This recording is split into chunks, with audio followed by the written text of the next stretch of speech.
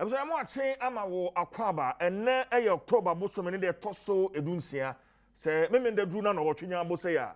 Now, and Nnawotwi Yi and your Debrel live on Adom TV, Salsoti and Ka, Asempa 94.7 FM.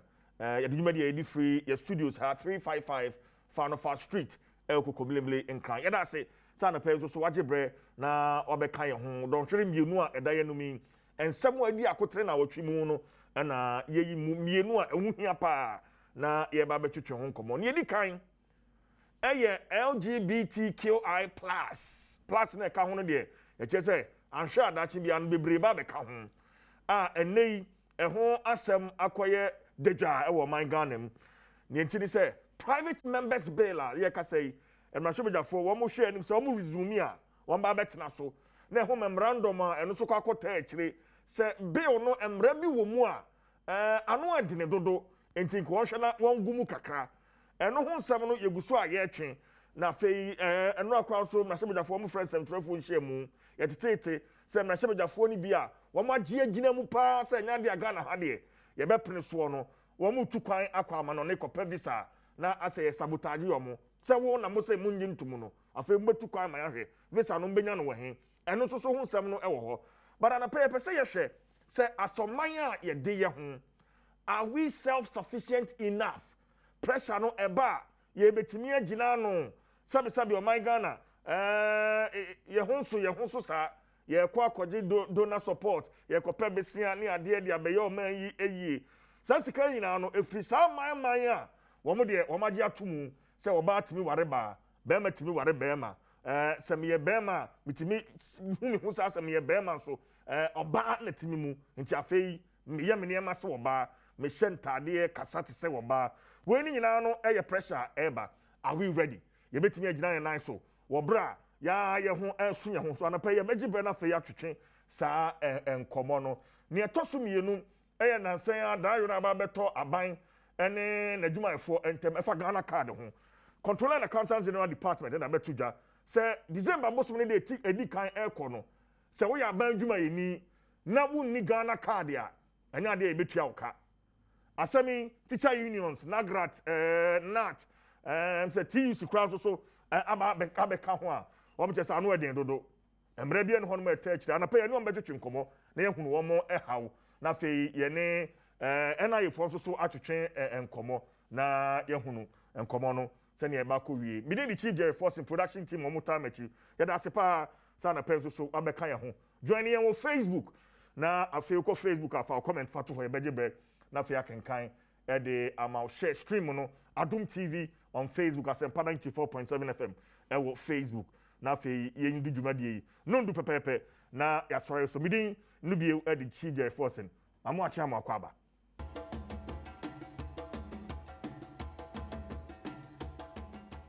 when I say so we video no da Adom TV oti en council Asempa 94.7 FM midin the chief Jerry Force na what treat dwumadie and an open so ye de bro stay with us and then come on no ehun hia pa am gidi say bewie no ye besua anyante ase bebre e wo enkomo mienu anapai da pon so ma menda mabedwafo edi nia menene eti studio ha onye nipa foforo ya nipa pen bebre ene no an edwuma ene no atutu kwan ahodo a the last time am ni share akra dem say akosombo Reverend Father Bright Kennedy Ajepon or ye development management specialist Reverend Father Ajepon woman chen studio ha san so and Dr. Edu Owusu sa akode and so economist ono wo zoom ni so Dr. Onigana ha okopie mu Egypt anapay ono so ba beka enkomo twetwe no Father mame ma akwaba ye Germany me pato bibia boko nyame adom ye share na che me share off and I said afi mu anu no me catch it the last year ballot box or exactly na fe wie ye de Nnawotwi Yi so e wo Afrikiko Riverfront Resort se bibia boko nyame adom ye de nyame ase anapay na me dwendwen nsem bi ho o hwe LGBTQI ho pressure efiase mountain say ye beji atum say ye engine tum in general uhuni sen ansa na yakọ ye nim common so right enye ntom ne senye ntom dem se sia bibi a kire senya dia ebeji atom okay oko constituency bi kronpo Ghana ha sorry Mr. Brown have area mo baby sa we aka kire we MP ni se ko ne koto against say emra we emra and so for me for Christopher enyina yamma na nkasa mi hu say de we de anya de bebo aye enti bibi a kire se be we de ebeba say the Ghana for hwe na me nyini se emra be jefomfo no obedu ahwamro se wo masa emra we yima okay say Ghanaians are not for this. There are consequences if you so exactly the mayen on my Ghana me boa e bi ni den yes you will to say non-aid sanctions you be aid you aid why between amount and I say aid no you be sanctions your non-aid sanctions na say mo bi e say dey ebo on my Ghana no your aid sanctions ni wo ho and it was non-aid sanctions wo ho tire mu ye and non-aid sanctions e between reputation economic and I say diplomatic you can say reputation obetimi afa kwan mi so ama enwiase hu say Ghana ye need impa ebia various rankings no ye hwe ebia corruption ye be hwe peace and stability enema be hwe ma amanfo etima be investment hwa no ye be indicators no ye be picture me say Ghana nye intamanfo kura pesa be dem obeba ha na obe invest eno wo ho and your fairness and not that it has to do with any economic kind of reputation and you say within we are na kire say anya man crop your koso second year fence and diplomatic he be as a honorable position e can asem and ra say ye hwa asem you or your MP Ghana ha MP ben or say meti ha na medwana continent brochire or say ne passport no valid US visa ebom UK valid ebom or Canada lands he catch there say yeah, sure say be na okwa wamba. You see, who's a pressure on FCA? Exactly. That's seeming sabotage, you know. Exactly. FCA, and only diplomatic, no. Yes. Okay. And see, I'm say yeah, penny on the first kasa. Honorable Okutura Brakwa, I'm a warning say, foreign minister, and you're ready. Say we also can activate our own version against them. So we'll continue to stand obey there. Sure.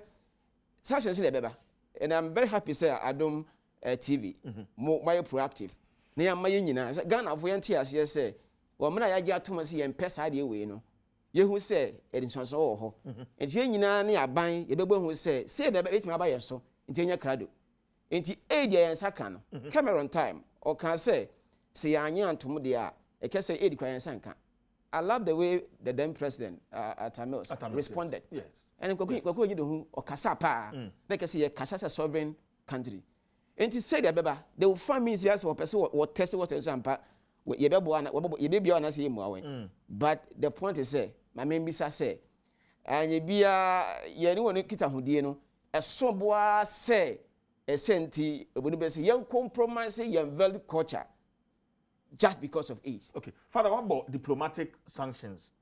Are there other indicators and also some be say ye shedding na fi bia if we are ready to play along. So make our free yes non-aid no into your diplomatic and your reputation and no you best say within and no you best say Ghana din say or mind do Africa your friend Ghana or monje sa LGBT ni ade nim tumu enti mo bia nko investment violence e wo mu and right ya na me hwe ade social media emrante mienu bia ase wo ka mu a wo ne ma yes video we for the year Ghana ha na year wo ka twi enema e be ko viral e be say eh na wo san crop woni asomje o Ghana enti obi nso a opeso obo Ghana e bia na wo sa group ye mu but so obo Ghana eh so ma em company particular woni asomdwe enti once you are blacklisted no na ke say decision so wo ho foreign direct investment e ho beka okay because na mo ye pese ba mo ho na say e say na mo ye o manu mu dia ye makra enti poso ko gi loans so e ho wonsensanso afo edidie e betima cut completely enti ensanso de wo be ye na mo ho a kirew na wo hu say ne sa de me san machi enum ti na ye ye credo na me de kan kase me da ma se mo man ya ti ase say ye mpe na e wo sensanso enti ya ye credo ana because they can devise means bia e be ma ye hu say yes what wo kire say beta faraje ye nim nyansa enchen won. Okay, but a kire ma dwen kakra ansana ya ko doctor edu owusu sa akode so no ya na ye de ye ho and I say sadi yenjin too.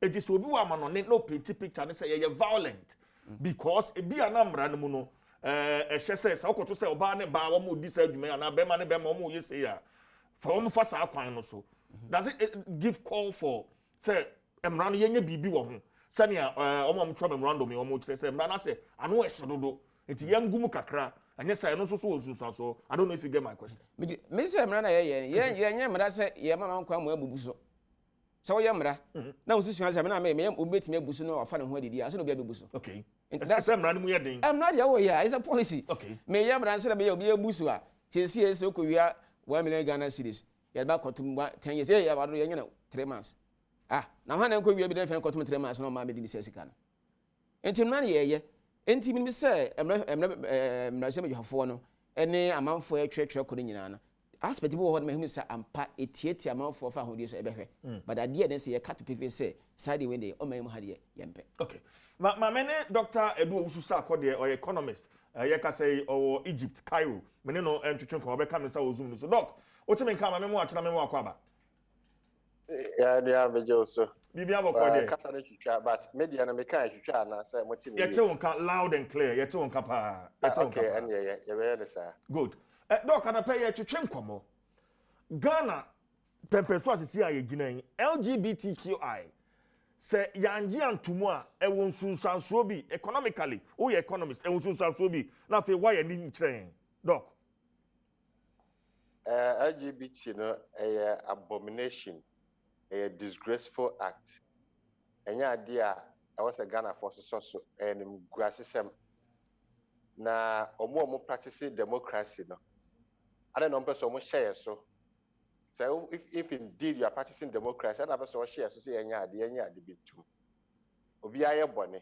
and so ye di bone a esre bone fache obi say ono de and right say also aye bone wakoye hon franka rainbow e de abone nsa nam krom akire no na omo force asofo say omo nhire ma ware asuma no nti Ghana asofo nyina mo nsore nye sai mmiri beba mo nyina mo behira ware ne so mo po mo mpo na economic implications no em say na ye ka ho asem yes for over 500 years the West has always been depending on African resources for their development, from slave trade to colonization to neo-colonization to unfair terms of trade to the present situation now.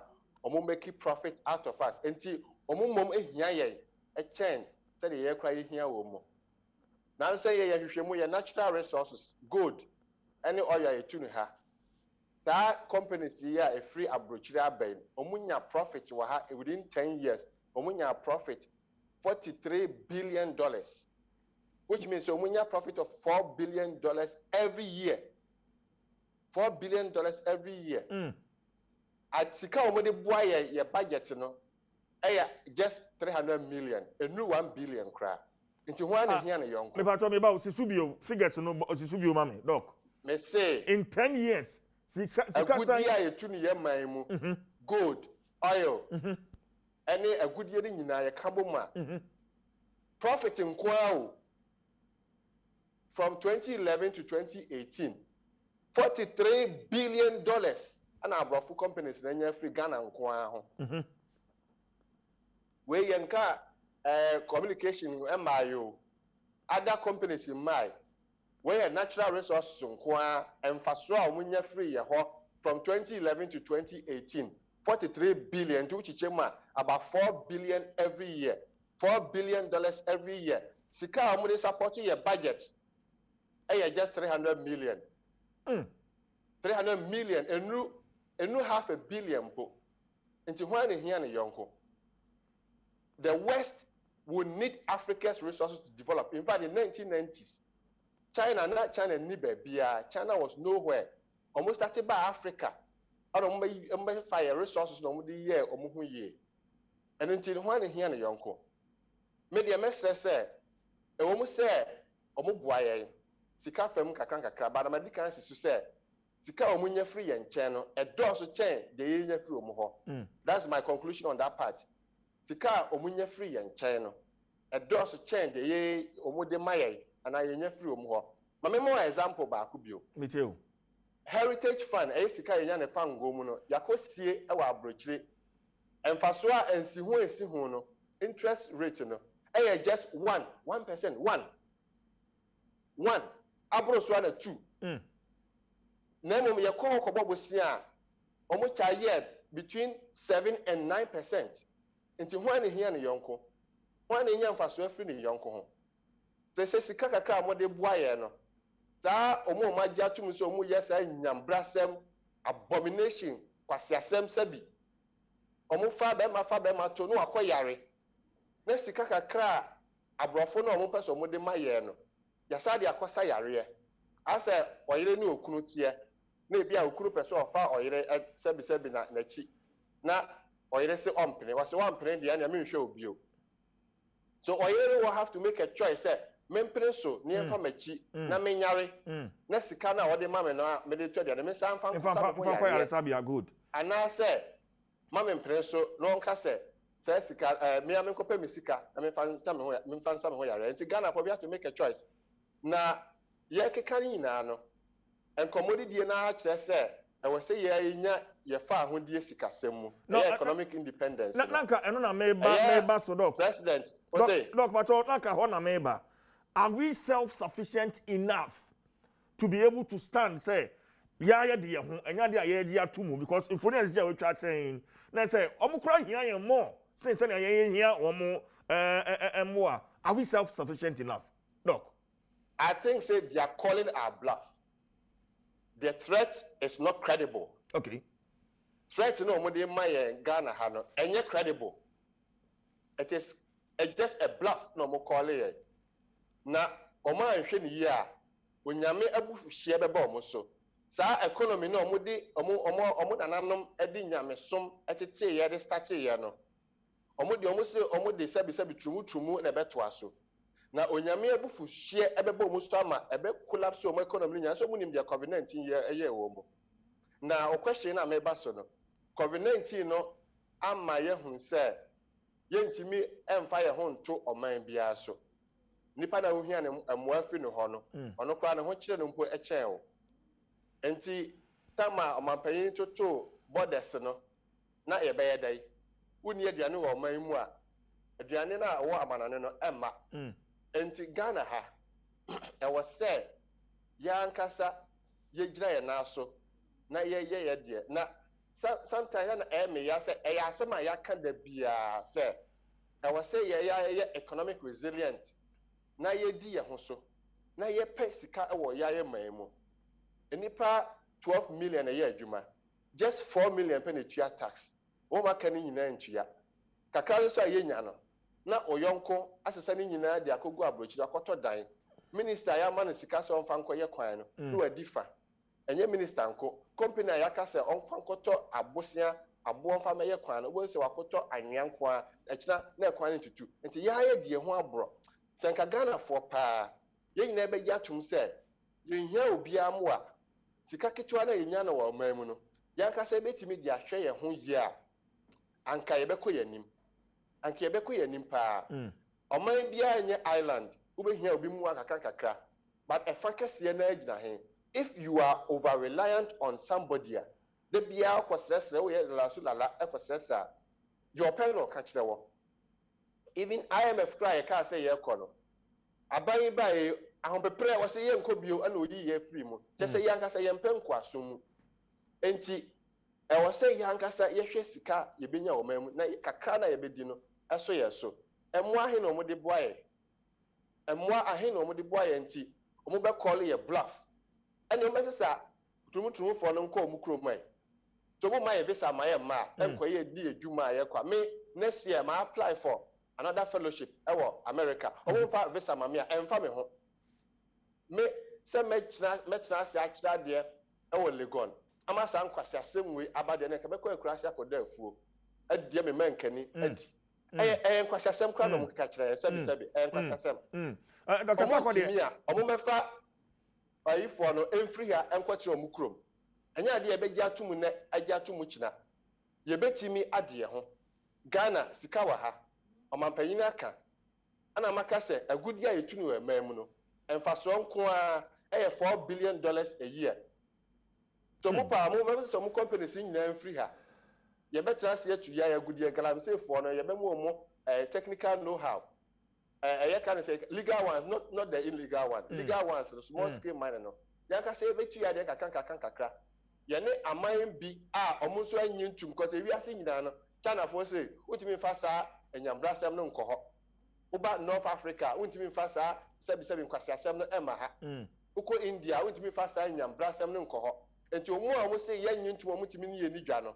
Omunko omo nye sa LGBTQI why no the plus bia be so so chese just omo nya nwie yeah omo aman na omo nya ntumu no ye betimi no madidwa Ghana export kase na last year exported $13 billion import $13 billion emu efa kase na free China ho over 20% free China ho ye ne India and China any corona nkura kase a omo se omo nyintum no ye do omo so didwa enti se ye koko na se krobi de ebia country A was say Ghana for anye LGBT na antum enti ye koko no on to country B na on so o se onyintum no obeto ye koko okay enti eno de ye betimi ade ho we have the capacity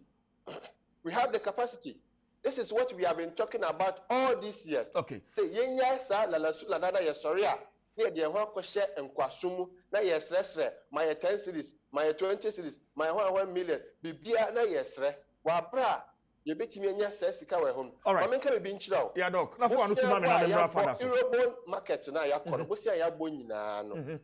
About $15 billion. Emfaso a omo benya free ye ho e wa agudi omutu ni mu no. $43 billion over the period.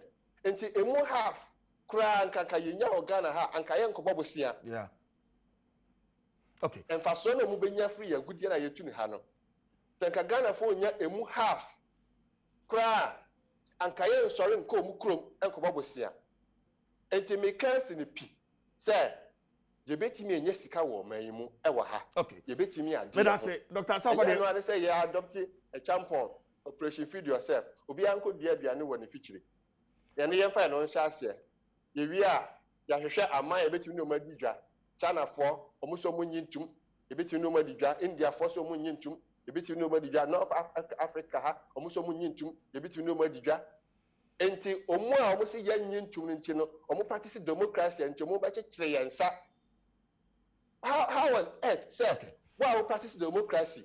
We say what the my fa ho die my right enye enhihye ya emra enne ye ho wo de obehihye emra maye is that democracy? All right, Dr. Sakwade, so more homa me samba hope you doc father wo hwe mfoni asisi a doc wo twa tren sika ye nya no man ne kwa ama no ne ene faso wo munya free ye ho ene ye faso a ye free wo mo ho. You know, there are some development agreements between Ghana and Amman, so Germany, Spain, US, and all that. So, how do we maintain these relationships? Projects be brain, other countries now almost funded, donor funded projects and programs. How do we maintain those relationships moving forward? Yes, projects and programs in there, especially projects, you know, budgets have been given, and there's kind of idea, and the idea. Then the idea is here. Projects na you know, ya busian da, and the idea. Busian idea it here, or venture is not aid. Besides, to be graduate African Development Bank. Yeah, and the busian idea you here, and the idea or venture. It is one man business, I will not have so. Now, some man business you there. Dr. Nakada quite clear. China is waiting. So America, at the perspective, one of the world's powers. Yeah. China hope so say we are taking that position. And it's here business my idea, maybe a beko. India or Hodam, and then the Asian tigers, they have also come up. Baby, I bet me Akona. But young share, you see, on my penny for the buyer, no?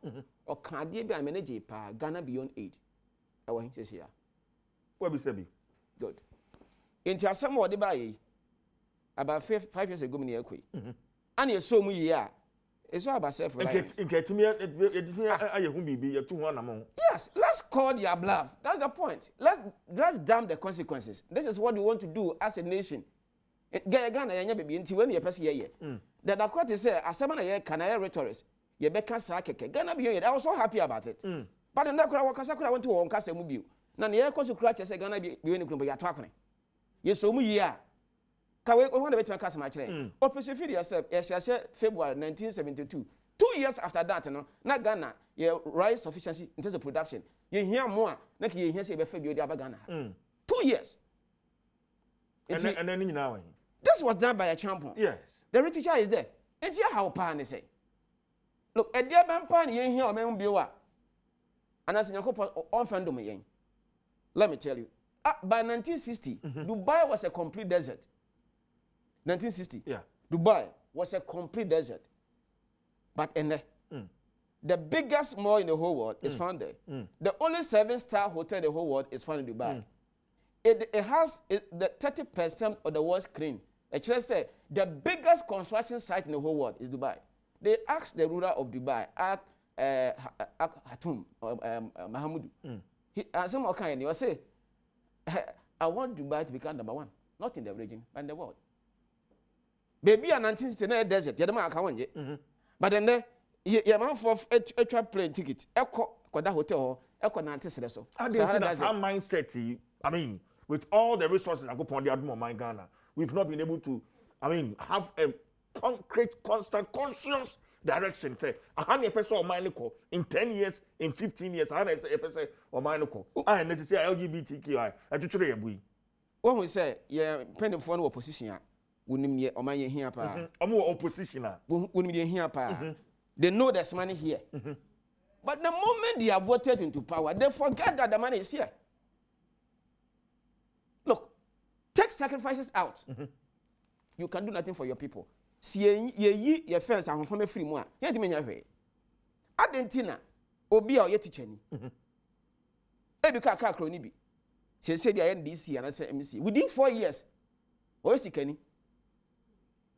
Teacher ni ebi aka kroni bi and now you see at was come 4% now you to article 71 for the mahin fence 71% or no this car less than 3,000 what to do the 4% per annum now what would 8,000 and you told your mahin what petrol and our car you don't buy the cars they use how many VS near your man I want number is that what happens elsewhere? And the money is here. But they see it only when they are in opposition, but not when they are in government. I don't get it. See, only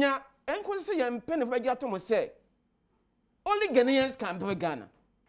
That's it. And India, because Dr. Kofi Amwa, now say no Oguaban Super. Or say Salon Akojino. Okojino know China. Also, number Chinese company say a project in Waha. Or we are selling scanner call. Then we saw the scanner Emma Ghanaian contractor. Yeah.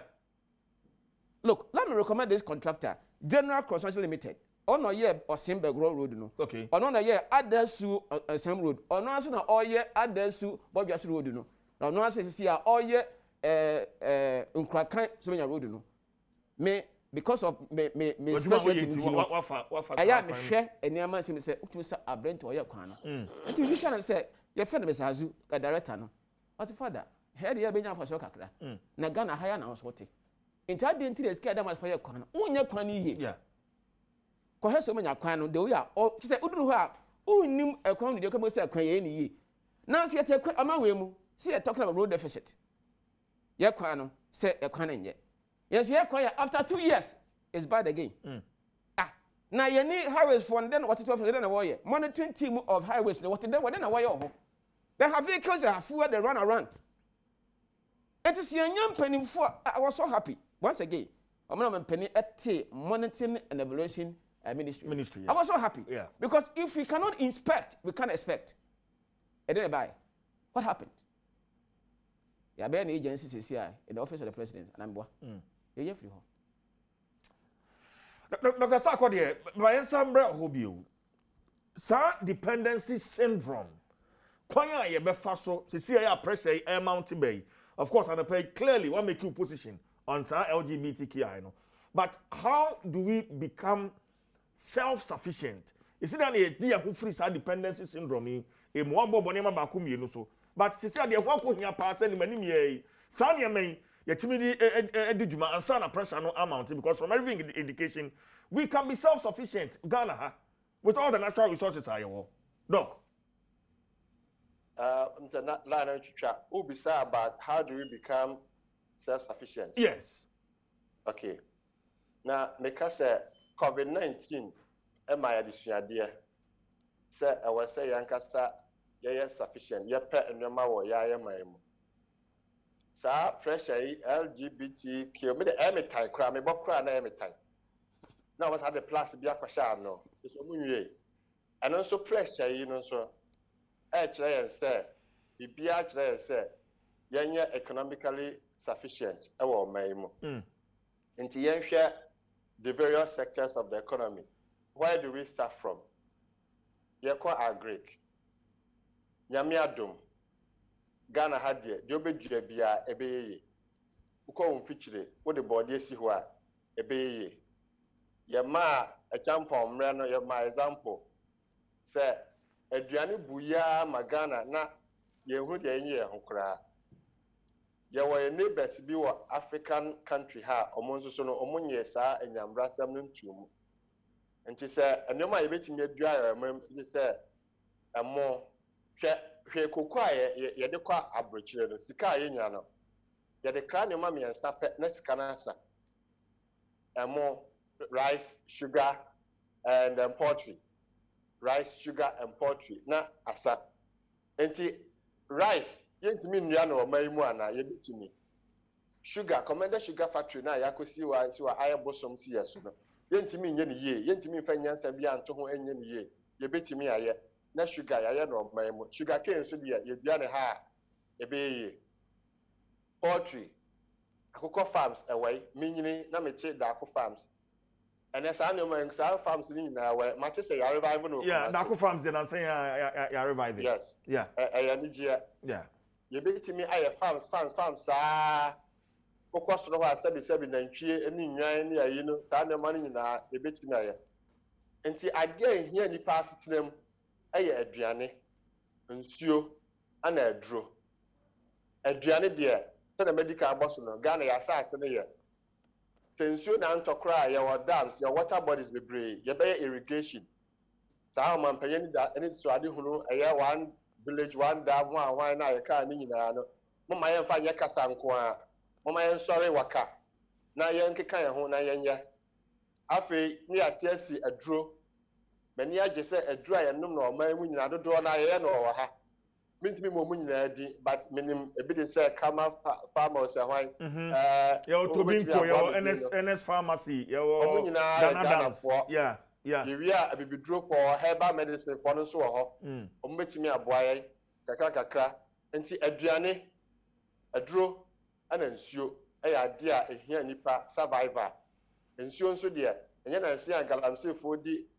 ensemfu a anka Ghana na nka ye nsuo sem de ye ni how ye na nanom nyina ensutini anom nom ye omo anwu ye betimi anya nsuo wa hane anom enti agric ho no ana na nsenso so no omampanye CCC factories kakra bi eye ye nto aso ye wi a ya TSC industrial sector eye manufacturing Association of Ghana Industries for ho omo ye de ombetimi bia eye electrical cables matese dodo da ye na omanmu garment eno de yenye nru ho GTP mu wo ho but I mean sure say we say ekoyanim na entade e be hye empaboa e be hye na the shoe factory bi na okumase yen fi yani nko ho na yen call revive no enema be bio furniture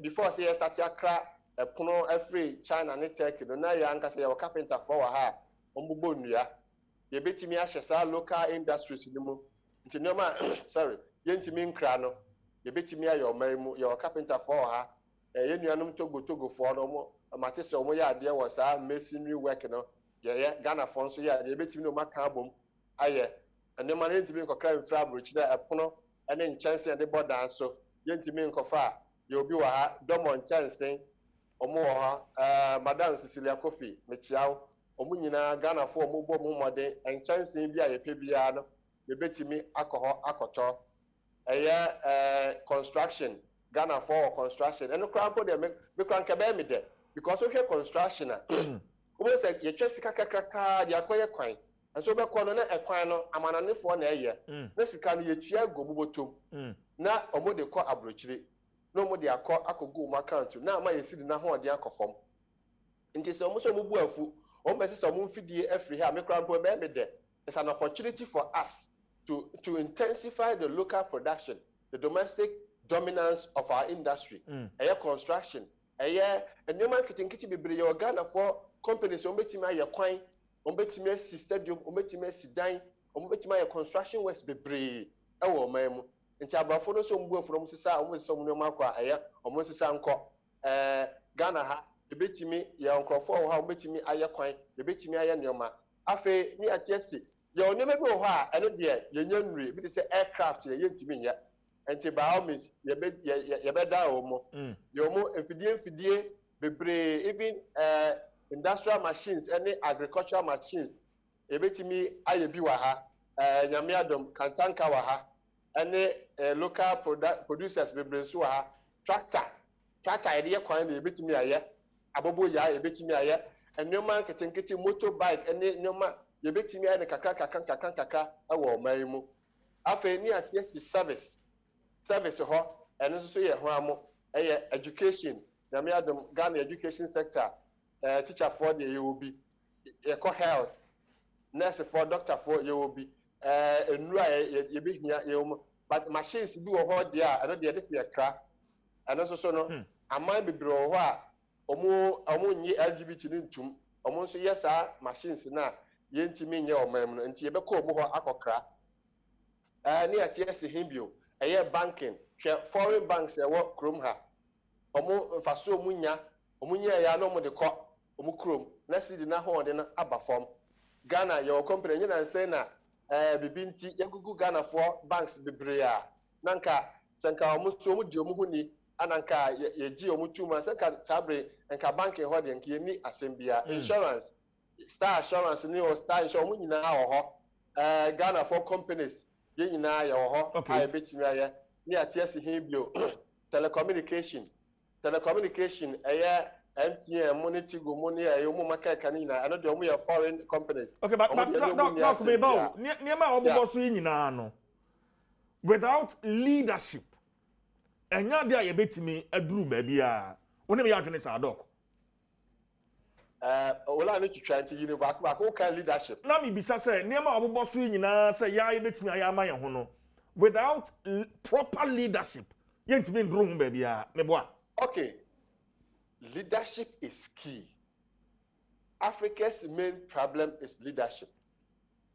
Leadership the okofaba na more like adia waboso asem kese ya boso pa e adia edi enya kese pa e wo mem ya edi ho abro e wo mem leadership ya ka leadership a entempa no na obi edi ka koka omampanyin ho asem omampanyin ne edi tumi ni nyina ahye nsa because of the structure of our system no most of the powers are in the hands of the president. The president appoints over 3,000 people from board of directors to CEOs to over 3,000. And the leadership there you can do the kind of your manpayin. Yanti krum ha. You started your fourth republic in 1992. Tabena Rwanda so every year genocide. Killed 1 million Rwandans were killed. 2 million Rwandans were displaced. Genocide 1994. Yes, I say your fourth republic 1992. Just almost the same year. And then we know say Rwanda already kind. I didn't hear leadership. Makafoli was starting with Tanzania. Was say Omobusia. We are corrupt. Or bet you what to. Na no more the baby. No one akrakasa no. Emba utrim klasa obe wiadie. Then ni ba no so no. Na Omobusia. Na sika na odi ye kwan odi ye nsuo nyina no. Na awo man mu. Enti leadership. Enipa ahe ni achi omatum. Nipa ahe ni achi omaso. A dear example na omampanyin kire ye. Na say we see COVID nti sika no about isika sababa form. Enti yenti ye ho so. Afei na convoy no bebrebe. We ka omo say enkofo bi na okromo no mo ka beto aso. But yen show bibi. Omampanyin we ye yesrew. any ministers, any MPs, no, and Medru, some be Chlebibi, some one Casano, more Tima, more Abadaye, more Niswadi Hunu, and more Maymuno. Because they say, Upo, go. It has all by LGBT Natum, and I say, one Casabe, show ye a woman. Pressure, no, me am the pass any pressure, no crouch here, so me am there. Because near to where last, you see, baby. It's a pressure in the pay. I said, who is on the Aka 10 minutes more. Pressure on here, and never be I don't know, be ourselves for the coffee banana, the question I can. It's pressure, no, I saw for so, I saw for so, woman, leadership on almost home because Africa, you're very religious. Until you see yourself for yourself, Kasa, a Muslim for a Christophone, yourself paying for Kasa, you cheaper. Ghana, so paying for Wabrambo Bodin, Pastor Mesa Ochado, or paying Nicolas Duncan Williams, paying Angela Sari, Sam Kranjianka, for Reverend Kisiapeje, me Pastor, because also for Eric Namiche. Any Muslim for Nina. Yeah. You show leadership, sir. We will not take advantage of the poor and the vulnerable in our churches. Because Nyoma, anointing oil, Niwa, wine, and Shobi, Nyari Garim Crawford, and Muomo and Faso and New Musica. Leadership in Abbey, a church for Meme Chade Olegon. Yes, so a can't be. Lecturer, a dear example now was set Yaman Crano, Asheso. A SRC students also JCR. Until leadership for the Miniam, no yardre, a catty across Adom TV, journalists. Oh, Nina, we now come over TV swap. A dear Nnawotwi a man cranes Ashaso. Slave Queen from Nenam Crum, a yin Tadiabi, no monam, Nan Cray, Shaso Musia, and then 18 years. Prococum will be so pesca, I didn't hear because of her TV, and no my channel, your real TV swing Nacha said, Sikasika, and you might boy in Sikasikanqua. Until leadership everywhere, even in our families, fathers and mothers. A dear and faso dear na ye chere e wo fie ye fia ya tim a dear no man awo ye obo yire ana se sika e bia wo yire nso so okunu dia ma on se fa ko dwom no na wa balance bi na ko to ne ma kitu bi na be ye aduane a ye anwankwa na nkura ye di no mafu adoa no ma wu afri wiase. Until leadership is everywhere from Omanpanyin so be sebi you be perform. Any dear, Sebisebio, and Prejuasa, Oyi, a Jana, leadership everywhere. Ubeko company to the Ghana companies be brave, Eguno.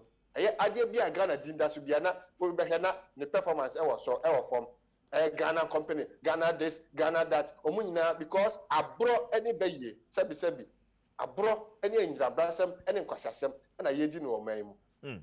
Okay, I didn't see the private companies, you know, Omoya, dear chair, public companies, because. Or no private man or penenfaso and your mamma media grow. We beg a juma 8 or so, about 10 nothing over. Doc, or buy a co break 12. Breaking into a car. Bear 2 hours, no unyamai. Until leadership is key. Hello. Okay.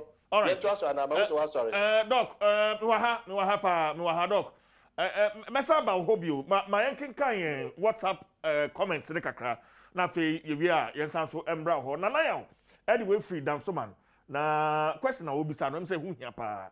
I said, please, since the proposed bill of the LGBTQ plus states that a person can be imprisoned for years, are we going to construct a prison meant for them only? Because if you take these people to our crowded prisons, the situation will be disastrous there because they will lure most prisoners with money and practice this abomination with them. So we have to be extra careful. Nanaya, Eddie Freedom Suman. I don't know dia or they eba, I don't know.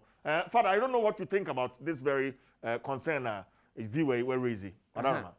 I just say with the Pakuno Nisu say or per se or co prison or Secobomusa now or coach sa practicing woman. And yes, idea prison ye baby or be per se or beco. Yen Timmy and share a beer. I did be no one of my 100% perfect. And maybe I know Kakabia, but the major to me say, Mini say, we be per se, me prison. Prison one of my own now for how. No, but the point is, we go on my Lusuni by Untimin die into the Marco prison there. Then I think I can, you know, Of course. Emi say when I say that assume say baho because of side way into there.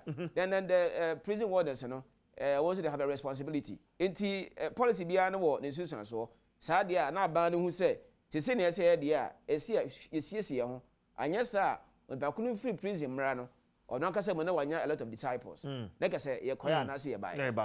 Yeah. Enti that's how we have to look at it. Father Medase, we used to say, good morning, CJ. God richly bless Dr. Sarkodie for his wisdom. I support him 100%. Without them, we can make it. My name is High Spirit. And also there are my Facebook. No. My call we used to so there. So I said, Dr. Sarkodie is a rational being. I support him fully. Ghana does not need help from outside to survive. We look for assistance due to mismanagement from our leadership and politicians. Nidin Nkahu, but that's a fantastic message here on WhatsApp. So, hello, good morning. In fact, Ghanaians are not going to sit down for this LGBTQI plus to be legalized on this country. Even animals per se have sense not to mount on different animal or crossing different animal, not to talk of human beings created by God's image. Abba. Mr. President should come out boldly, including Speaker of Parliament, and they should stop the fear and panic in them by saying it's going to pass to court. Massa, we are not animals in this country. My name is Lasong Silvanus. Also, was saying Ifri Zambrama Ewo Brown East. Mentioning so also the other no. Let's get this one also. We say good morning. It's better for the Western people to reject our cocoa so that we can think as a nation. Justice and so they are or they abandon a few more of your comments now for we also say they have to stop LGBTQ. Okay, Nidino and Kahon. Young kind more of the comments here. Okay. Father, the issue of national development plan. I think now that this pressure is mounting, this is the time I say you sa plan no seriously. Go back to it and see how we can work with it. I don't know. What doing was asking Father. Yes, dear was here. Ye Jimmy international ye nyama haphazardly. Say me draw me manifesto mpo ye me pe na ma draw na me dia ba. Me ba esanse mo to me ntine pe na ma ye.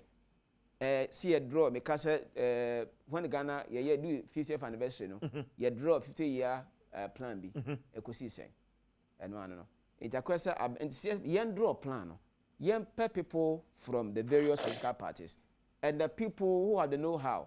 No, but I think that's the same. We have one Black Star Rising. We have a 40-year development plan. I don't know. Me say ye nya bia me say MPP and DC e bia equal number or numbers. You hear other political parties and Ebimfra. You hear technocrats. Look, so call America, as they call the experts first, not the politicians. Until let's design this so to be a so your manifesto now. Share idea way, Emuna Meya Diafa. To read design your manifesto, Sadabaya, see unya coin and win abeye. Now, unconscious awareness hadn't yet. You're my party back. Set your constitutional review. President Mills, you're not going to in a chassis. Yeah. It needs here. See you me say your constitutional review. We crumple. I know chassis. It's here way. My worry is cutting diplomatic ties completely with these nations. Of course, no man is an island. Yeah. One day, some way, somehow, we may want to fall back on them. I don't know if we are ready. I mean, I don't really know. Many say you perceive a cut ties completely. One was also being imposed sanctions here. Yes, I crowd. It's an as you beat me around here and continue without them. Okay. Look, COVID by. In fact, a can be I mean, you know who say, won't me be. Eddie baby, if I say you pam and Toma, Eddie, yes, sir, Max EB. Yeah. And then, Oka your crowd, we soon to my DNB. Now, how did they share here? Yeah. Because it got your point here. We're no sanka. But you first, your pimp, didn't know when you bought Abu. First, Kawe, as some mass we say, nobody needing. Say, no boy, I didn't hear you first, see a yebi. Magufuli, Tanzania, watching a pay face say, China wanted to give on opposite man $10 billion. Also, we get the money here, and the money was there. And to see a per se, many years. Are we patriotic? Are we nationalistic? yenya say na ma we di a amane ye betimi aye I am convinced. Okay, but minim sebia na Dr. Sarkodie wo a different view, cutting diplomatic ties with these countries based on pressure. Are we ready for something like that, Dr. Sarkodie? Are we ready for what? I mean, to cut diplomatic ties with these countries. No. To cut ties with them. Yes. Well, it's a choice we have to make. The OBTH alpha who dear swa. When a day. Sabi you yeti ofa Adam for. That's a Adam for no one start brano kama. That's a bedroom maybe. Won't mean in Tinabia. Send your mobile bye. Ghana hire any musicians with Bromusta Boom. A drum may bring obi want to be more boom. I want to see Omontam. I want to see Omontam no Omo. Adia ye be ye I hope bachelor ye yet. Omupa Omunko. We are ready for them. We are also ready to match them boot for boot. Tama yakoto kutu nipa etafreta from papa won say aboa kraman no etwem ene anibiaba yetimi me la sulala ene omu bio omu a omu ntimi hye se Ghana for say ya hwe ne yi a se de omu si start omu de visa hwan conditions dia be bata sa LGBT hwan no ebedum rebe no kra no on by the force te wo ha na se wontimi wo ye be ma wontimi mfa wo yakọ be ma to a ene sabi yeah more than a cranny. We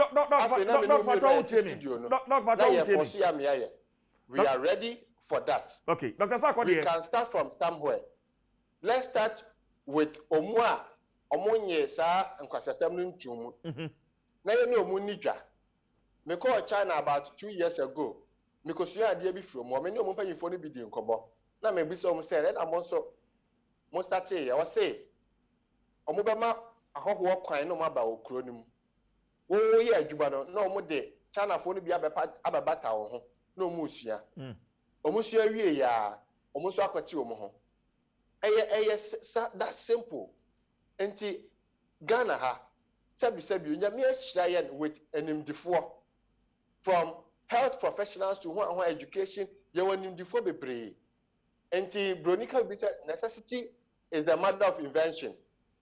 Say who nim die bi na say onya wadwen so obeyisu a so ho kire wo dia obeyisu as obi gina abrosa so na esi huri osimi huri na fe se jata epamo na obehuri sisi a enti sa breno na yadru nim dia ye wa ya ma politics akata kata ni a ye di ho abro sa nyoma ni nyina na emra dru say ye start twe ye ho free omo ho kakra ana medical can in my first submission said omukura omu hia ye chen omu said ye hia omu. Okay doc me that say but father I mean onim ya adwene ye resources say won nyina raw materials ye gold ni ade and we need technology as a technology na abrofu ya ho ene ebenya edi free ho no sasa ni adwene ho father see aton technology is here ton ye ba ko to free hen enye abrofu ya ho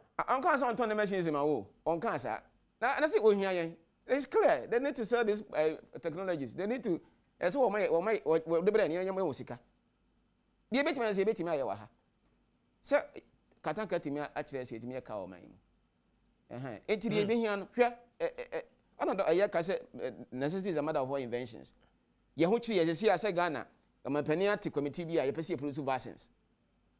COVID-19 by India. And yet all these years. Father, Sikaben ye de kwakoto. Gold no na tie oboase no. Ye ni sika aye de kwakoto technology ndi ababe to gold no. Sa sika no ye kwakofa no he. And one am gidi say didi mo ade ababe bru hanu me. Sika na ye obi. Me sisa gold ne etu aye ton.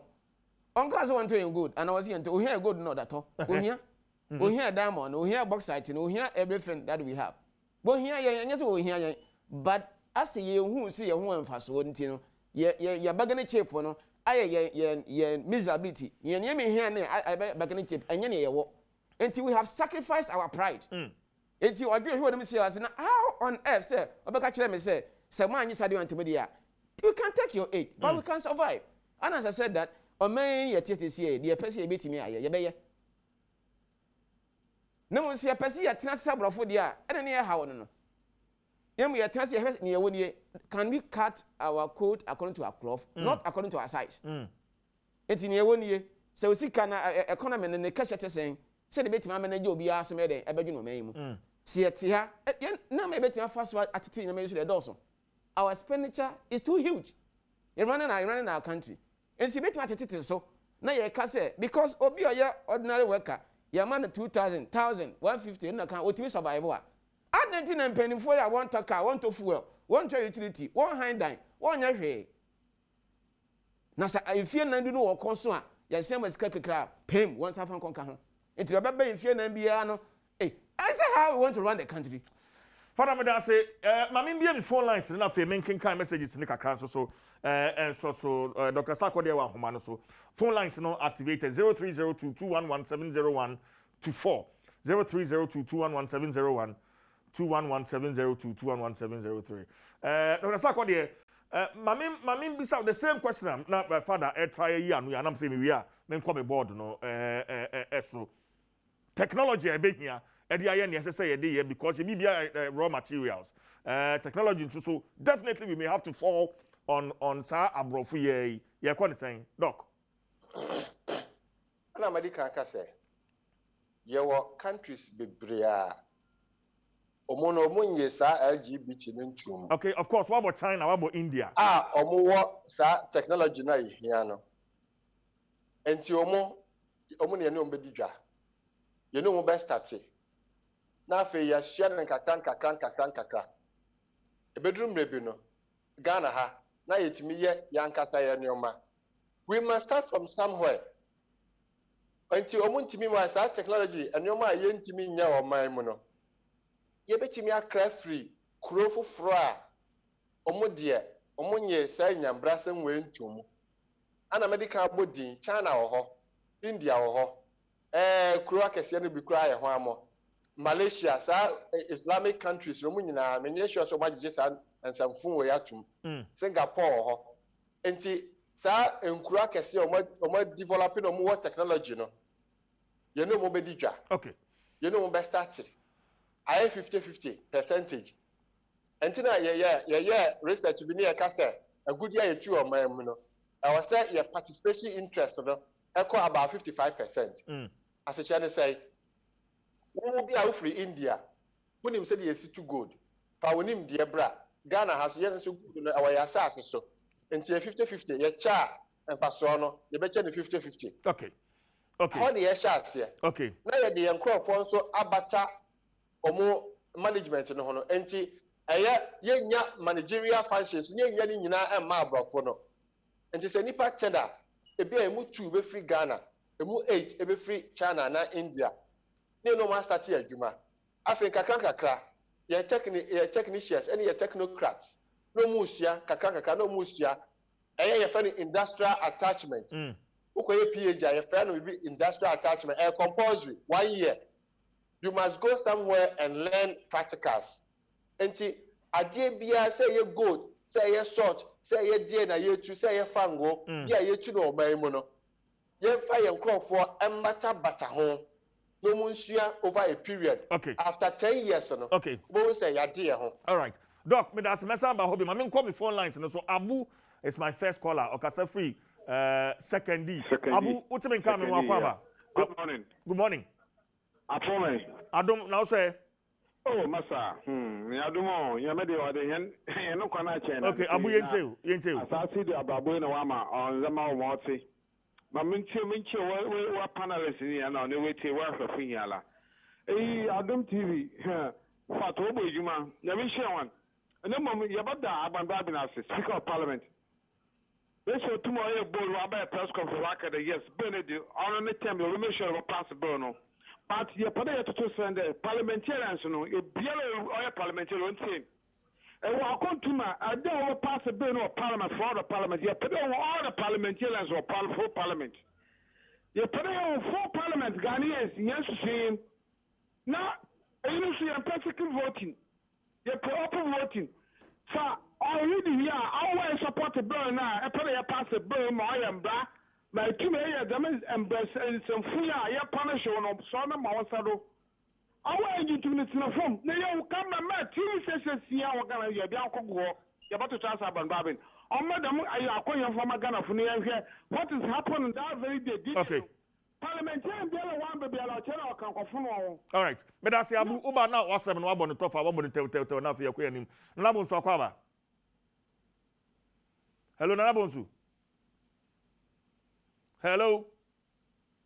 Okay. Well, if you are man, so bet me your friend 030221170124. Message you say, I do agree with what doctor is saying. Self-reliance is very laudable idea. Operation Feed Yourself. Nidin enkahon. Ono so ne dia ode amayen ewo WhatsApp and no. Good morning, Adom TV. For me, once our conscience tells us as a country that LGBTQI plus is not anything good to go by, let's stick to it and be firm, no matter the consequences. And I know this one too shall pass. This is the time we will also need to demonstrate that saying by the president, Ghana beyond aid. So, Mr. President, we are aware of the consequences, but LGBTQI plus is not any good thing for we Ghanaians. Thank you. Greetings to Reverend Father Bright Kennedy, Ohene Ajepon. I'll say a friend of Bright Jope, Donko Krum, and Ode no fee by. Ma men call mini Frimpon Manso. Frimpon Manso Teminka. Okasa free here pay opening. Okasa free attention was. Okay, yentiu. The pacho maniaci and Mudia Mudin Hopa. Yeah, that's it. And can contribution Reverend Father Ne Dr. Dubai. Yeah, John. Now the American say this is also in some way free abundant electric in China banner.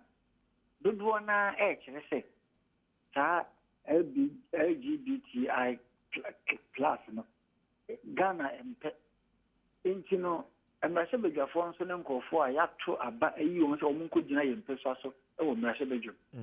Into Adia, any bravo memono, would be a would mention us. The Mrs. said, can you win me a Massabeja phone cotancy? No one to mention Rabia. A bachelor said, then a Ghana yam pet.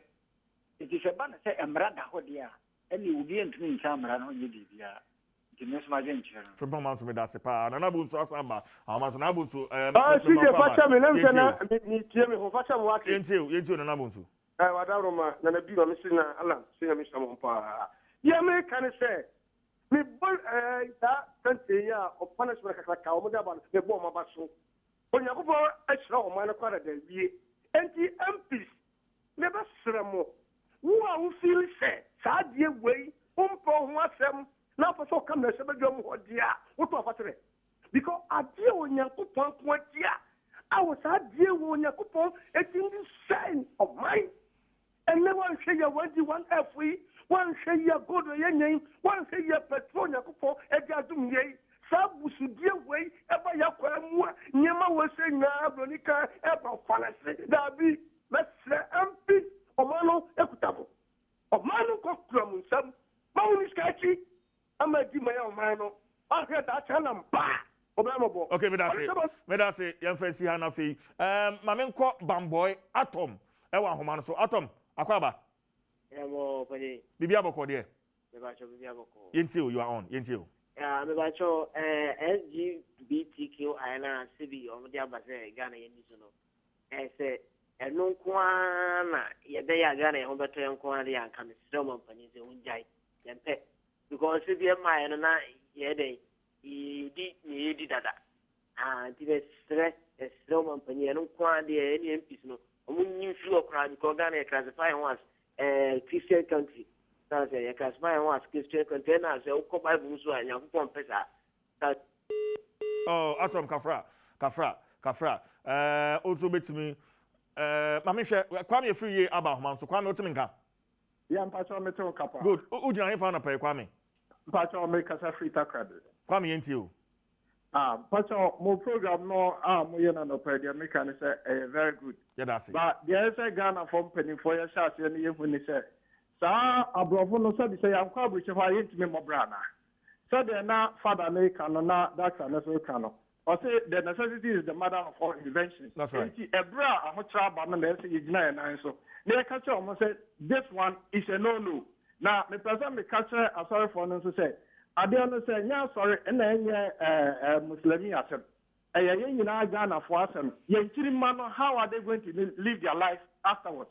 The answer is say, you man and you have bomb mobile, and you see a bomb mobile, not just say, you did a marshal every forces, now you did not Saudi Riano.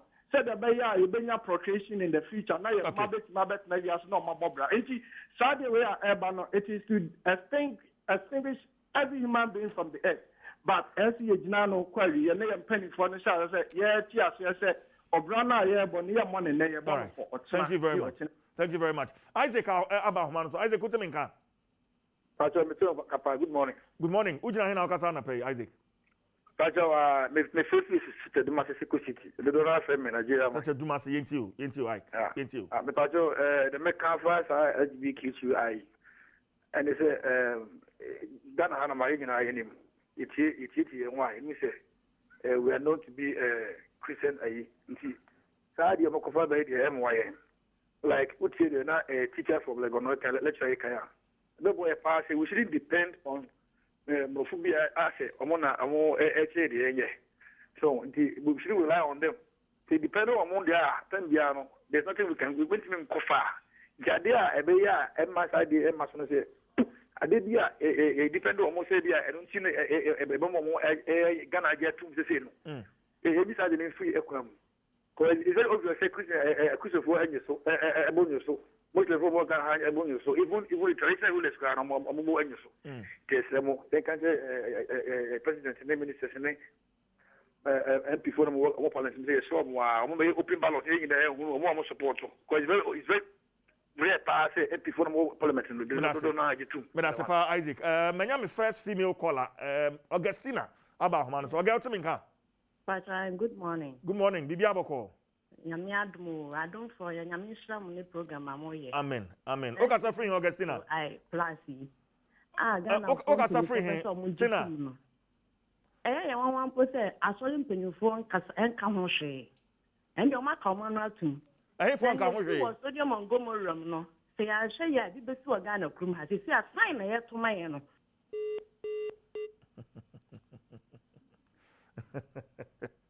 And I mean, Tadi, me will father pa, I would you so. And see, Nanam Pesa Bisa near or say, I saw for no monka. Hey, hello, good morning.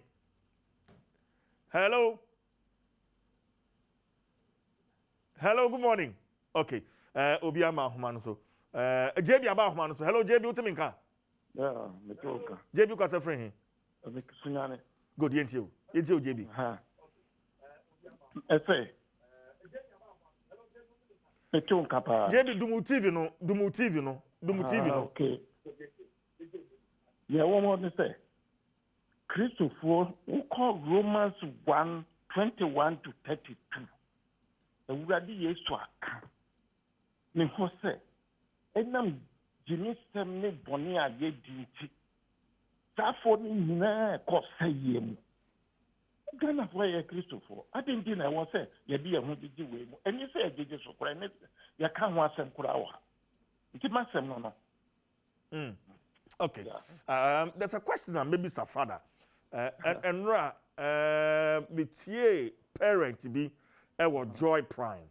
Now, on neba, Bema Wauno. To say, or say, or a transgender. That's a bear man to say, or you're near Matiso bar. And the woman was raising serious concerns as a mother. Said, why ye be, you know, a bomb pie at a point on one who said, no, the banoni obey. But the mother was blaming the church because, of course, a sorry no, entry or door to these people. The church has not shown love to these people. Father, hello, good morning. Yeah. Hello. Idris Utimenka. Me pacho me tunka pa. Good, okay, free. Me pacho me kaza tu asanja kuna. Good, yentio Idris. Me pacho doctor na me bona pa pa wakata manya ji papa. Ye be sere Ghana mpanimfo.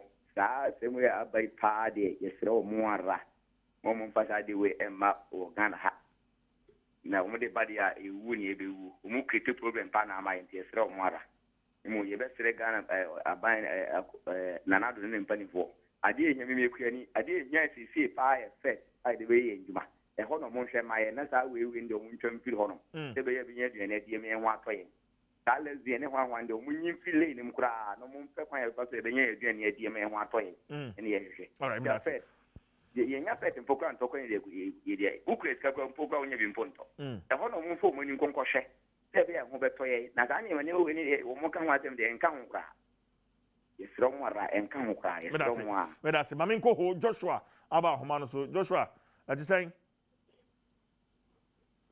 hello Joshua hello yeah wote me nka miti mo kapa good yentie o because oh anɔpa yɛ de adom ase papa am program mo yɛ am for akotodafoɔ nyasafoɔ be kasa kyerɛ no other sister stations mo the politicians na there black so mo say white say black no adom ko so saa na me nhira mo amen that's it yes aso ne nya say invention is the mother of necessity is the mother of invention no about to adwuma you see every human being is rational being when you have a situation you will think and pray to God and God will show you a way out of the situation to bring his glory. So I think that this situation is bringing another dimension for us to think and be independent and then so that we move forward. This thing, the president of Kasaba Kusia, as someone to be trapped, but the president Kasa, now we are someone a press conference. This is what we want to hear. But everything and this politicians, we should leave them. Okay, Joshua, on the premise of dimension, let me go back to my board. Now, a few of your WhatsApp messages are about Yankenka Rosemary, meaning so Homanoso, Uberchana Kakra, Nafi, Makenka message with me ba. Mabaho. So good morning, sir. God bless Dr. Sako dear. We do not support LGBTQ as a nation. Explain to me further the plus in the LGBTQ. My name is Patrick Kojo. Kojo plus no, HSA, ye di biba beka ho. Ye di biba beka ho. Enti ye kɔ yanim no ye beduru ba bia, wa wo nua ba, wo betuna ka sɛ no ho ya makono. Enti mpesa me wa no. Ɛno so ba beka plus no ho. That's a plus ba kwa ba no no. Utimi ka sɛ, utimi ka sɛ me maame ana me ba no ho ya makono mpesa me ware no. Ɛno so e ba beka ho. Enti ye kɔ yanim no. Plus, near the end, Baba Kambi. The doctor has really spoken very well. We can be self-sufficient, as he said. Let's come together as one and have Ghana in mind, because what we do today has great impact on our children. We can increase animal rearing to get manure, to serve as fertilizer, to aid us in farming. We can say no to LGBT, whatever. And also, this is Gifty. Usiwa Kumsen. Or the fee Edna, no, so ordinary or the abotum. God bless Dr. Sako for enlightening us. We need more of this type in Ghana and Africa to oppose this. Let's put politics and other differences aside and fight against LGBTQI. Boache Clement Edifree Subin So number 2. It is the responsibility of the president to just clear the air, since he and all the religions in the country are not in support of that LGBTQ plus bill. The president has spoken on a number of occasions. Yeah. The big LGBTQ plus guys are out there and they employ students with cash and send them to boarding schools. Some masters in the schools are also agents and they assist them. We have a serious issue at hand as parents. Our children who will be going to the boarding schools in future to meet these hired and evil, manipulated young people. Let us pray for our children and the country as a whole. I have been working in schools and the situation calls for the Lord's intervention. Thanks for your attention. Unfortunately, but Father, is this, based on commentary I'm reading to say, is this an issue of prayer? I don't know. Science intimi che pertain enti amini pako saa te bi enum se me odem pese be yoba ana pese me yobema na sample de ba kwa me hwe ne ke se obi a opani abrante o se me gitime se me yakwala it sorry a the baby score mu na ye de feeding bottle no no ano about diaper we say here kasa kire it's in fact MPC will sponsor this private bus no and see yes here more thumbs up. It's, the intervention is up, is timely. Father Batomi Bow, my mena semana na make say and only Benjamin Akapo or Joy Prime. Not me no. My many say Obompaye man, the Babe Manoa, ye walk and say ye fasting.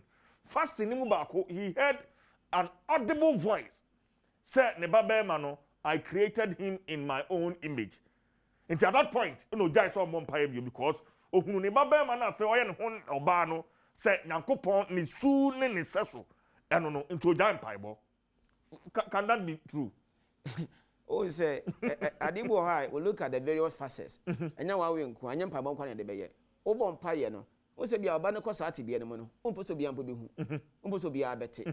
Na nkwa na bia bo mpaye but wodina ma osofo ana counselor bia me be say na community onye na kasa kire e ma me. Eni kaka kra na ye de mpabo ne se eta epia so. Na sakra eba. But at the end, all ya dear no, also so I won't be a better because it's a cocoon. And I make her say, a dear abassetem, ye who said the intimate just be. And who said Kakakra, a man for so much here, war encourage a man for. Father Patomba, voice no crano, oh, yeah, mini panty, where boy Kakra. Now go pon quano Casamayeti, and I'll some to make Casamayeti. Interesting, isn't it? See, I heard here. Obi because we are kasa me tell Ghana kwa say a secular state. So what you say nti e kwa na me osofo empabo hia Nyankopon na ma kire na say the idea that one fan to a free talk obakofo obem sade me kasa na a very serious issue. Yeah. Enti market say e bom paye no na ye wa kwankyira horo say etibi fa so o ka kire obi obi betima na kwankyira bi obi betima na kasa so say because onya akobo nyina no wo kire say eya akwankyira eboa we we wetimi ebi afiri mu ebi akoma afiri mu enye ne pa mu nyina na we akam enti so pa ko no egetem so say na me wo otimi disclose cho maame na papa so say na me wo mu a ekwan be ne ye fa so de aboye nwi anase ye bei and then ye papa so de air tat wo na say the bane so onya ne ope na ye bom pa ya sa anko ade a onhwe na age ensem the issue the text I already these people are in our schools omu bi na kire ye maya de e wo boarding house. How do we deal with it? Even in some churches, maybe mo bi a wa confess or a Sunday school teacher. And ana one amofra no wo mo eyesa. So say ye vigilant. How why can we open our scope? I mean, ye dey because amofra no mo school a ho kra de na ne kan kra. Or school have for a whole semester or a whole term.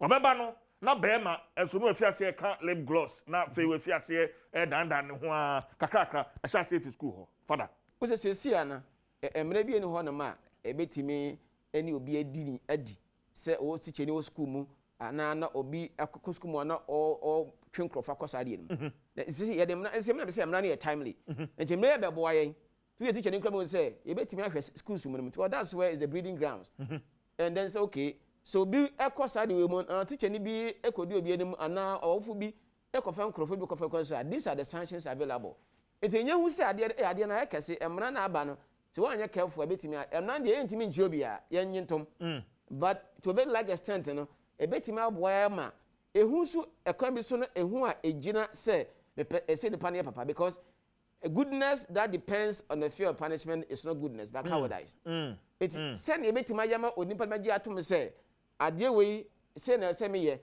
enchechire papa arami ye we school me ye na mo anti ase se ye ne say ne tie ye cheche say ye anko na nyanya safa pemo no a e de be difficult so betimi a infiltrate na se ye njai si ehase kakakakakra o sana se kakakana o yenyi arami ni ntu nchen yenyi we ntu nchen ehu hia edimo se akwane na nya ne se ade bakpo na osua na eniama ebe grand na ofie no se be so na pa mu atiche mu ambo nkan ne kumase ne titwe nkan ha yi ene tema obeso be bia be 4:30 na akora na odakona atu mu se kwa na school mu na ko na wa fa na emre kura akora nya ne awofreti na say weekends school mu no te wadne nkwala na te teacher no ne nete ana do na koja no ono nso sade we na opesa o ya oda nti onye dia kware wura mu pe sexual orientation na mom nia teacher o ya sa ne aka no oto na me say me dia me getime say me ya gina mo me dia me getime say me dia me odwan nti me ya me ne ma so dwan na ade o ya hu sika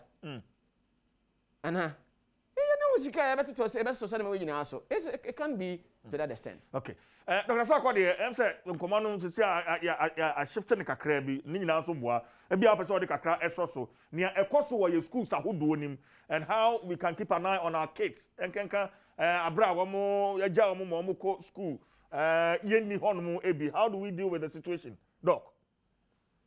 Na me the pastor mitiminya akwanya ne Oba bi kasa ya ose na oyesa lesbian bi ose ne cousin ode ne tifie o maame mo kwa adwuma na ne cousin na start so ne mu na edrumre bi no na sunsum bi abehye ne mu ama ne cousin na ono no de ekire no ono mu ma ba master kire ne cousin no ama oye e de gisika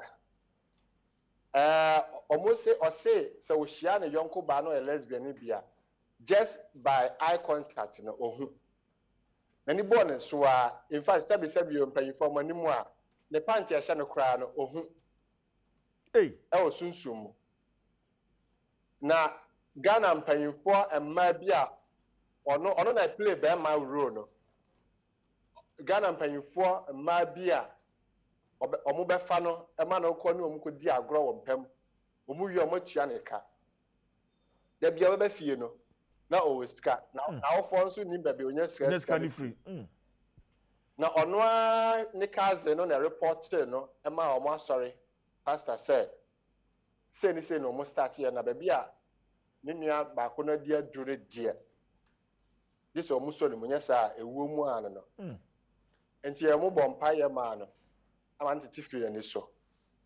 Or admit it, say sometimes, say we're jaded, but sometimes or what, not at Tenkana Bakakra. Now I was so no action also. A baby yes, a movie be no besha. No, I have some more Piaco, Diagra, no Piaco Diagra. And a year, both spiritual and physical. Obia only soon sumunio medinidia, another an assam. Maybe just soon sumunio medi. Bibia enye ni suokwa be ma ntimi nsore sa media se de nyame ase abom ma fefefei be ma achi na mefa enye kwa enti empire bo no de ewom se ye Ghana fo nyina ye bom paye na Ghana enyakopon man onyame ne kura ye hwehunu se ye ni hwe nso da bia ye didi ye nko ntokwa wa ha da amount election be drew na amount for munim sunsuo no mo hwe se de moja si hwe go mo bompa yesi ano a na wo se nyame ne kura me wo PhD in economics me ye lecturer will gone ba me nyame di me ji sunsum di me ji Holy Spirit di ye bompa ya nyame betie ye nkwa ye kotodwa anim na ye nsum frɛ nyankopɔn na ɔmwa ye na yintimi kuntia sa obonse this is a satanic movement na asofo ndo mu ntina ho ebe kakra no omo be hyirehira saa turumutumu fo na warriors so God forbid afi ye ba physical oka school mu anyoma na asofo ka say even lecturers headmistress a teacher for bimukra practices now for a whole professor to stand up say or defend the right of LGBTQ means say that professor ni jana obey orienting krano. The whole idea of orientation, and then I am a buffalo. So why you say you have your sexual right? Ubefa be matua. Kwashe dem na ekode obi anu ni asem. They want to wake up say oh yeah movement. Wako pe whole franca rainbow e dia bon nsa. Obe say o march street so na ye ma ya wo mu nketenkete a o mu nim hwe no. Mo start orienting wo mu into this abominable act. It's an abomination. It's a disgraceful act. We will not allow that. We will not allow those associations in our schools. They didn't make us start passionately, no? Because some of them will go to be a year, maybe say, and come with some fidie. because of this act in ho. I see. I am not afraid of them. We are not going to allow this kind of movement in our schools.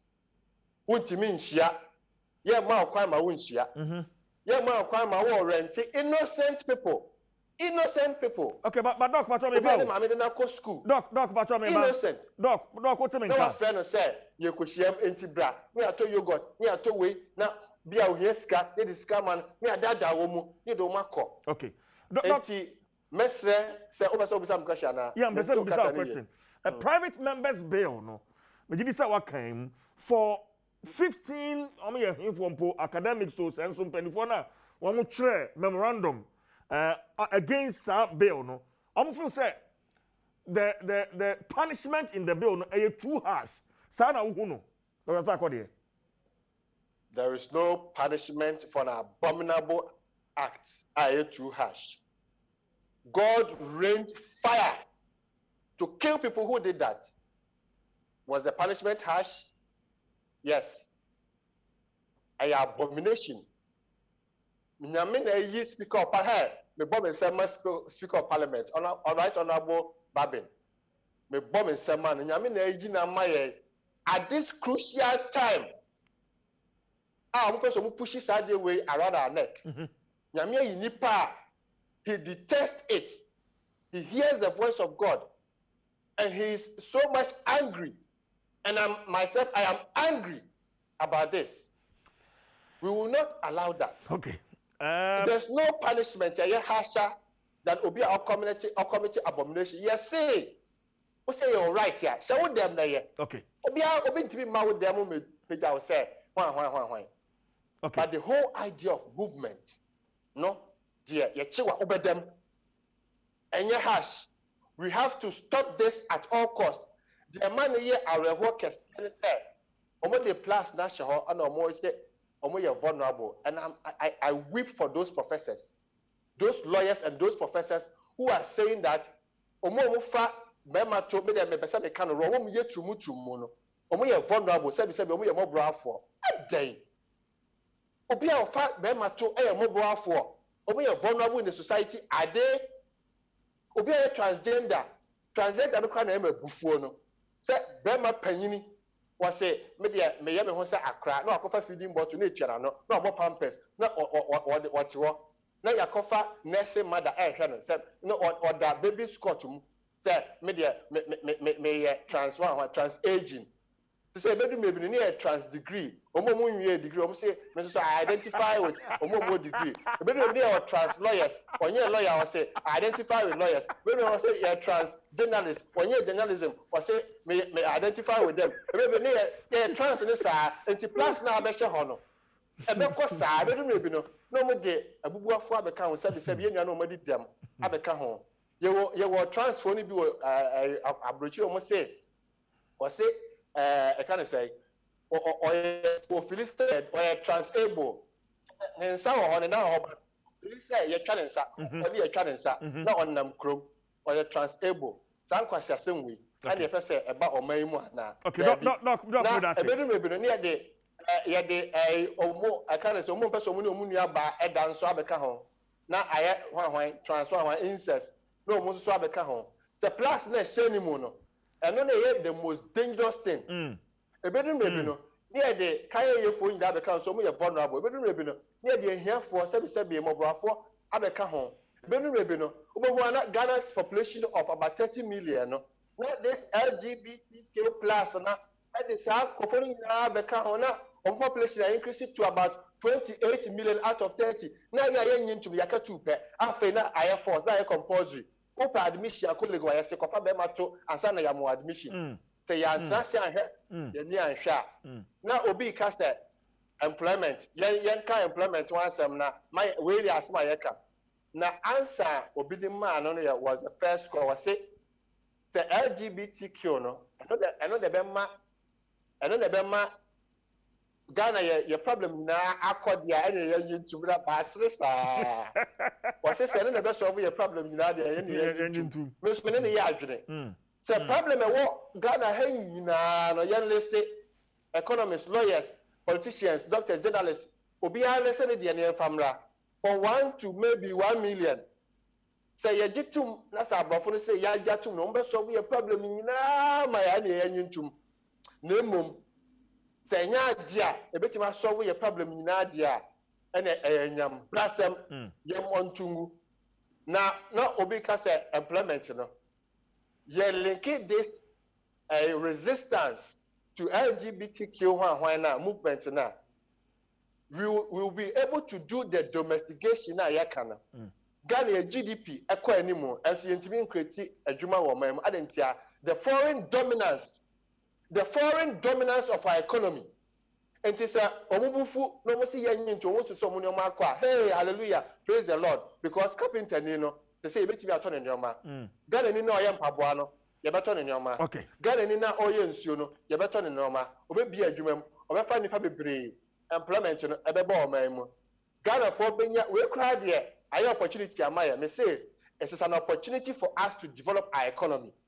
It is an opportunity for us to create more jobs in our economy. Ya nya ntum nom se so munyo makwa hey adwuma ebe bu o man mu no yankasa no cry ebe buru yenti ase so because a foreign dominance no and then na you see the depreciate because company no why foreign or bar when you profit ya you know the thing. Okay, doc, it was a year. Say it to me, a general now so a resistia. A bit to me, a create employment in our country. Is that what you're saying? Yes, and I'm saying it emphatically. One of the problems of our economy is the foreign dominance of our economy. And to ye giant no maso na brofo so mu buafo mo se so mu nyoma akwa ebe ma adwuma buoman mu kese pa ma yankasa ne ehu de ebe ye ho adai enkro bi ho a omunyi ntum ye betu no mu adidwa China's population omodo aso bebre ke Nigeria for population bebre yen say ne no Nigeria for ene den ene kwasiase wo mu mpeninti no ojimi fa sa nyoma no kofoforo mu so Ghana for muma ye ma ye ni den okay na ye nye na so ye nye sa nyoma no ntum ene entumu all right doc my main anti father so am say what father doc raise issues bebre my main bra ho na enje wo so adwen check kakra father yeah I am say someone na so ayokre leadership is cause all other things effect yeah sienya ye mpanimfo ne getom say we anya kwanya na se wo bo man ya am say akwanya na aba no edu a ye me say covid ba ye am ye hu say betimi aye se ye credo a yeah but this difficult moments no mama ye mpanimfo hu say was say wo do na say for was sacrifice si timi say na ma we di a bibia kire say o man ye betimi atumpon media me say we are ready say we cannot accept this let's damn the consequences we'll find our way out in the situation. No man is an island. They need us much as we need them. Aid in India, yet in fearing and so. Bibi actually say, or say, and Cassabi or Homobin. Then near my baby, my Yadarani man, Yadia. Yaida, that we are out of it. Now, yen to me, Casse continuously, no, and near ma, and why your man cover is, sir, in Yadim said, Yanya boy, in yen to me, Casse, ye jatum, tension, for what reason, Tinia said Jatum. And it is not a practice here. And as it's not part of our system or cultural system. For mom raising human rights issues. I don't know what you think about Ebi an ben with a mu. Ebi an ba enkomu and semiti hey. Ebi am wofasi bi ebe kaje father mpacho mera sem kwa ware. Baba na here. Also any abrante we say ha. Na we na me kodo ya kwa say me kodi bo ofasi che na me wofasi bi akwaja ware na we. And I say bo ho no ma sinisi so doso. Get to one obiaba on nantwie wo also nantwie na pese me ware no because you see men tiasia na de be court obekọ no lawyer na wo ho no lawyer na odi against ni bia judge no so ye bia na de akotom say o ma obi kwan ma na ware wo nantwie hwe one doctor say Michael Koko so or say it is better to sleep with animal than women because women are difficult to control na say onipa see the world has always told us say but that has not given us the answers. Say, ye the open or some but ye the open emphasis pure happiness. That's when it exists. Oh, send them away anymore. We are looking for happiness. If we are saying we have some for many years. But as in generation, you to be now near ma a free pemu. We have objective reality and relativism. Maybe we can't run a country at a such like that. No, the lines are drawn clearly. This is how I want to run our society. Young family uncle, young Tiasia, near so be a when you're the part. Eight watching so that now all can this, baby no.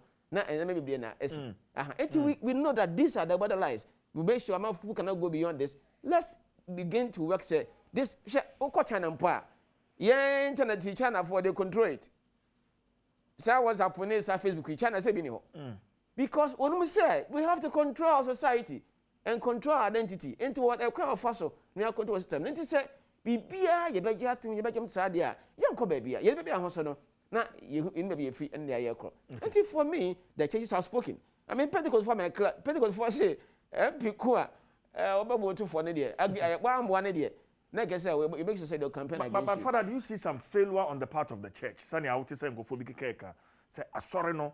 And I say, to me, to these people, but it looks like a certain woman, I say, one more year, hi. And I don't know what you are saying. You see, I'm saying, chair. Now, I'm for a to another room for Pope Francis. So, Pope Francis, by and the say, who am I to judge? When he was questioning about the sanctuary, you know.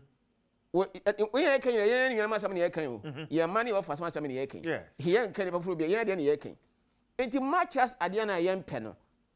Or drop Benny a day better to when I'm waiting a free moon. And your high say, but the one say, law is supposed to say, Manco, I don't cry offensive. Nemo obi more a quan Benny a fast a baby in Pacon, it will be what done for you be my so baby a be more. Send me so for baby and I confide in me. I have gathered them out. What you say? Enti ye ma kwanya ye betimi aboa ye ho ye ho. Ye ntimi ka se asona feel. I can always pay for the Catholic Church. Enti Roman son kra book bi a Pope de ba Amoris Laetitia. E ke se enipa bi a wan hye dan sideways specifically. But enipa ko oha huru mu. So enipa ko sa oha huru mu a e kwa ba ne ye fa so eboa wan atwa mfiri mu. Se na be ya oba wo ho o ye sade ni bia. Wa so le bia ehu. Na nti odi ho fen. Ana se odi ka ho asem aye nsekuro. No, they be a turn of bumpire. When the banner I say no. Enti ya kwan bi e betimi afa so. Father, how no hu hia me pa.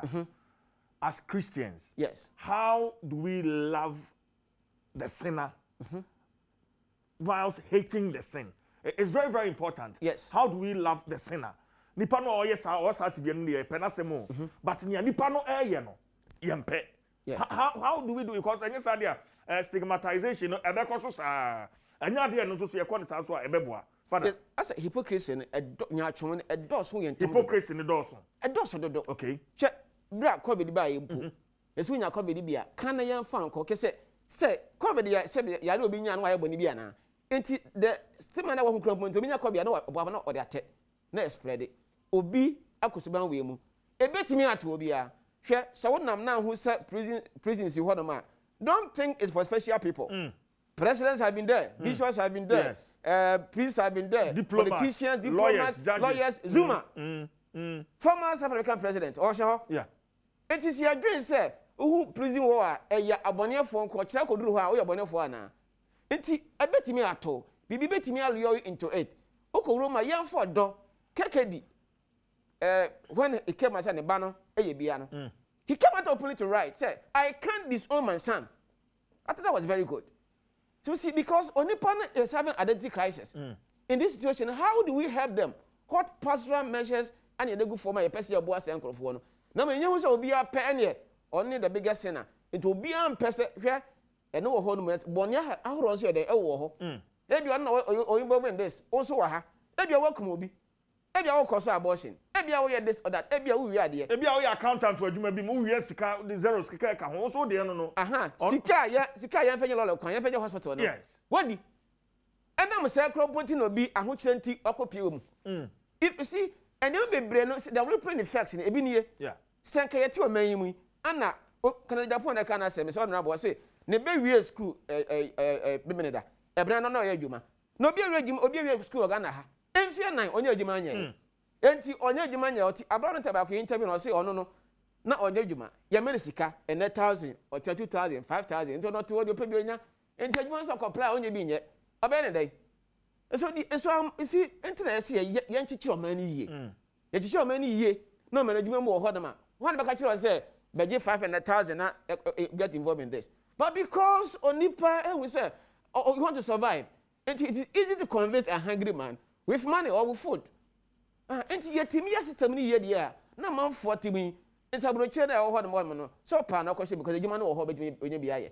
But I had yet, when you put in your money, now so a joint be no. Okay.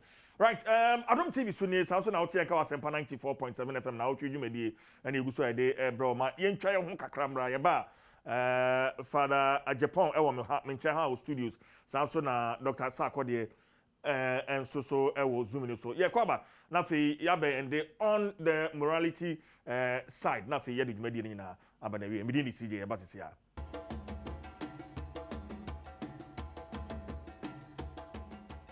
Yama kwa baby na otwe dwumade eso ana eguso ede bro akasima ne beye dumiensa na edwumade nyina aba na be ya utie enso asempa 94.7 okay mate Kofi Ampedu me that's why enti father akwa baby o akwa ba say edwumade no ba na we ya the issue of morality discussion no ekosu bia amanfo reason you know quickly your thoughts on it Ghana ha ya mamre ye woni ma ejitum say a religious belief or say a traditional belief but ni nyina mu no hefa na energy but mama nkozum na fe menje sa response in free Dr. Sakode ho na fe wi a ya ni nyina ba be wi ho Dr. Sakode morality in this conversation ejina hefa potin doc Oka morality are in the context of your Christian life and maybe Islamic life. In the context of your tradition and your culture. I mean, starting free Bible. I'm person say morality. Obi on hon ma sabi oye kronkron. Obi di ne boni kronkron. And na we mu so di eni. So their argument is I mean, you dey na me so menya me de. Why? And I may say, yes, that every Bible. Oba German for the no. They said she was caught in a very act. That was even a discrimination against women because in the very act, the man Oba anyway. Now, yes, to say, the only abundant dana when you come to a board. Yes. Any ban hosono, no money na ko. And si yen na ya body. When you go for any when yam aboye. Do I have body no sir body or no ho? We your body now no ho. Show remorse. Now step body fache. You ask for forgiveness of sin.